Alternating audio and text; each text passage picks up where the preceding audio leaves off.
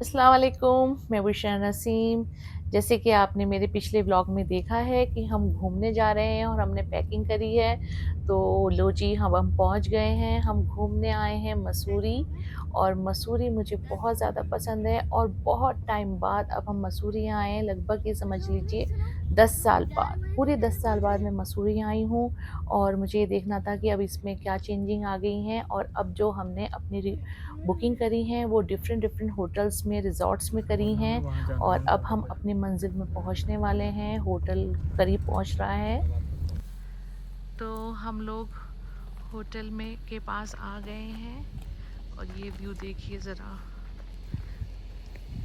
और check in time बता रहे हैं कि 2 बजे होगा। देखिए कितनी खूबसूरत पहाड़ियाँ लग रही हैं। और अभी हमें इस रास्ते पे, कच्चे रास्ते पे गाड़ी लेके जानी है ऊपर। देखिए इस टाइम धूप भी बहुत तेज़ लग रही है, लेकिन हवा बहुत ठंडी है, बेहद ठंडी हवा है। ये कच्चा रास्ता जो मैंने आपको दिखाया था, ये इतना ख़तरनाक था कि हमारी गाड़ी तो बाहर ही खड़ी रह गई है, और होटल से गाड़ी आई थी हमें पिक करने के लिए। और जिस तरह से आपको दिख रहा है वीडियो में, तो ये है रिसेप्शन। रिसेप्शन पे हम पहुंच गए थे, और यहाँ पर हमें मिला वेलकम वेलकम ड्रिंक। और वेलकम ड्रिंक था तरबूज का शरबत। तरबूज मुझे बहुत ज़्यादा पसंद नहीं है, और इस वजह से मैंने नहीं लिया। बच्चों ने, हस्बैंड ने लिया था। और फिर हमने अपनी आईडीज़ वगैरह रिसेप्शन पे दिखाकर फिर हम आ गए अपने कॉटेज में। और हमने कॉटेज यहाँ पर बुक करा था, ओक कॉटेज। और मैं फ़र्स्ट टाइम कॉटेज में आई हूँ। हम हमेशा होटल्स ही बुक करते थे, और ये मेरा फ़र्स्ट एक्सपीरियंस है जो मैं अब आपको दिखाती हूँ कि कॉटेज अंदर से कैसा है। और सबसे ज़्यादा पार्ट मुझे ये बाहर का बहुत ज़्यादा अच्छा लगा है कॉटेज का।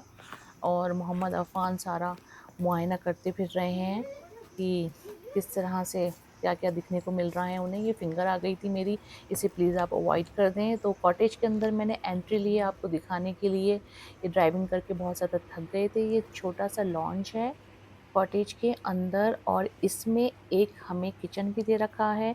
किचन में हम खाना वगैरह नहीं पका सकते हैं, बस आप जो है माइक्रोवेव है, खाना गर्म कर सकते हैं। किचन के बाहर का जो व्यू देखा, तो मुझे ऐसा लगा कि बिल्कुल जैसे हम जंगल में ही रह रहे हैं। और अभी ये दिन का व्यू है।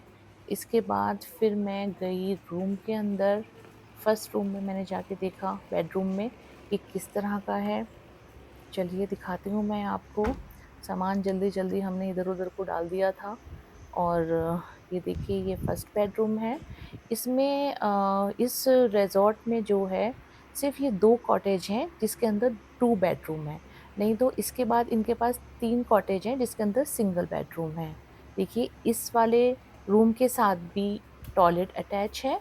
और अब मैं आपको दूसरा बेडरूम दिखाती हूँ। ये ज़्यादा अच्छा था, मुझे ऐसा लगा कि शायद 2 बेडरूम है तो एक ही टॉयलेट देंगे तो प्रॉब्लम आएगी। ये देखिए, ये दूसरा बेडरूम है, और इसके साथ भी वॉशरूम अटैच ही था। और फिर मैंने इसके बाहर का विंडो का व्यू देखा। देखिए ये भी विंडो ऐसे ही बिल्कुल जैसे जंगल में ही बिल्कुल रह रहे हैं।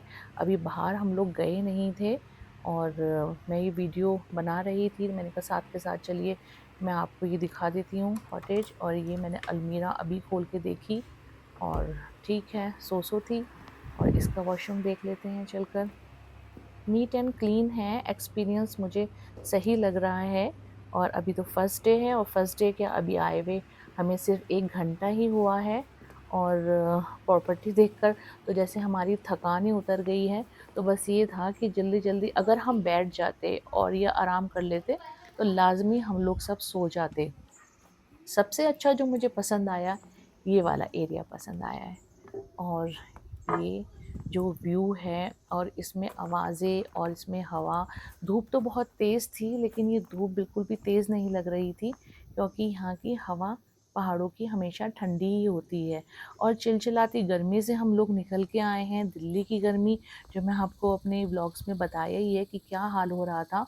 तो फाइनली हमारा प्रोग्राम बना, और बकरा ईद के बाद अगर हम प्रोग्राम बना रहे थे तो वो इतना लेट हो रहा था कि उसके बाद फिर बच्चों के हॉलीडे होमवर्क्स भी हैं, हमें टाइम नहीं मिलता। तो हमने कहा ठीक है, यही टाइम सही है, इसके बाद हम बकरा ईद में बिज़ी हो जाएंगे, उसके बाद बच्चों के स्कूल खुलने का टाइम हो जाएगा, तो सारा टाइम सोचते सोचते ही निकल जाएगा। तो इसलिए मैंने कहा चलो अब इस बार प्रोग्राम बना ही लेते हैं। जैसे कि सफ़र की थकान तो हो रही थी, मैं आपको बार बार ये बता रही हूँ कि प्रॉपर्टी मुझे बहुत अच्छी लगी। तो बस हम इसको, इसके बैक साइड का ये एरिया है हमारे कॉटेज का, तो बच्चे साथ में निकल गए थे, अयान और अफ़ान, तो उनके पीछे पीछे फिर मैं भी निकल पड़ी।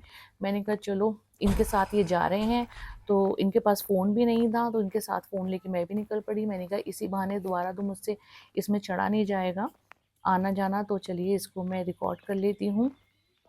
ये देखिए, और इतना अच्छा लग रहा था इस प्रॉपर्टी में आकर।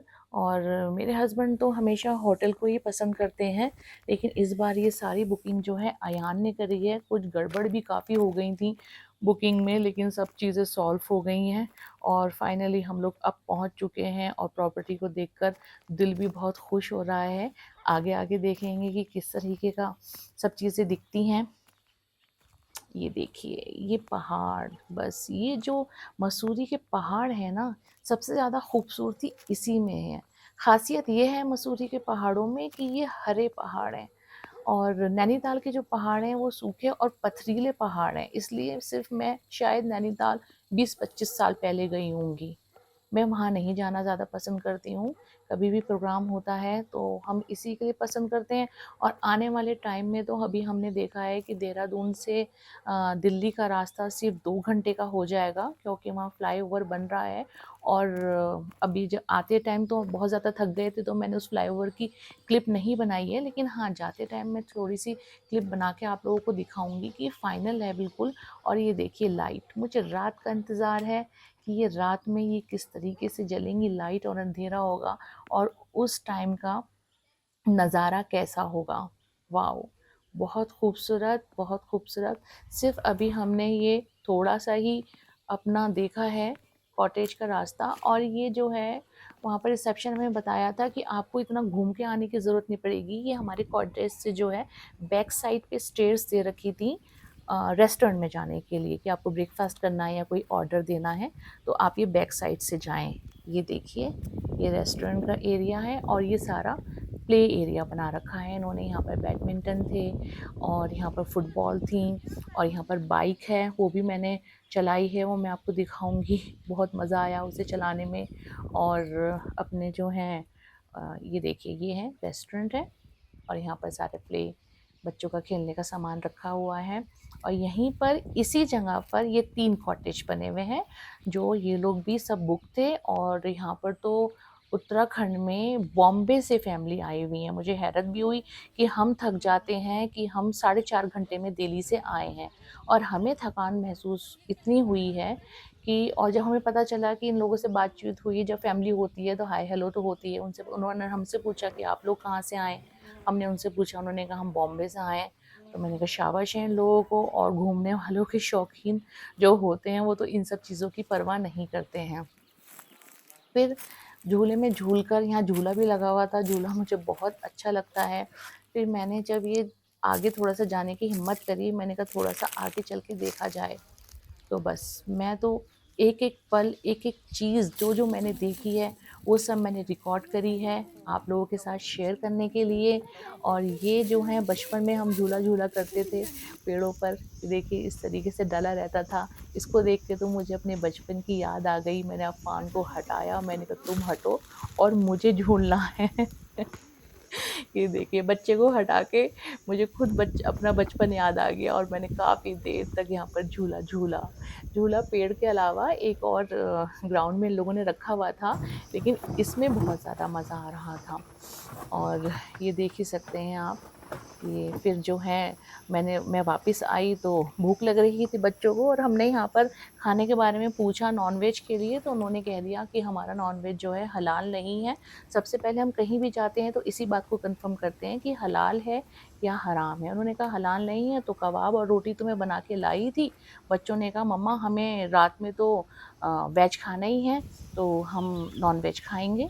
फिर खाने के बाद थोड़ा-सा ऐसे ही टहल रही थी मैं, और ये लालटेन देखिए कितनी प्यारी लग रही है, और अफ़ान घूमते-घूमते आगे निकल गए थे। मैं उनको आवाज़ लगा रही थी क्योंकि थोड़ा-सा यहाँ पर रिस्क भी है एनिमल्स का। लंगूर है, मंकी हैं, और सुना है कि लेपर्ड भी है, लेकिन यहाँ नहीं आता है। तो अफ़ान पता नहीं कहाँ निकल गए, और निकलते-निकलते मैं उनके पीछे जा रही हूँ ढूँढने के लिए, और जैसे ही मैं ढूँढने गई हूँ तो वहाँ पर अफ़ान और मेरे साथ एक हादसा होते-होते बचा है, और वो हादसा जो है मैं आपको नेक्स्ट ब्लॉग में ज़रूर बताऊँगी और दिखाऊँगी। तब तक के लिए अल्लाह हाफ़िज़। आप ज़रूर देखिएगा।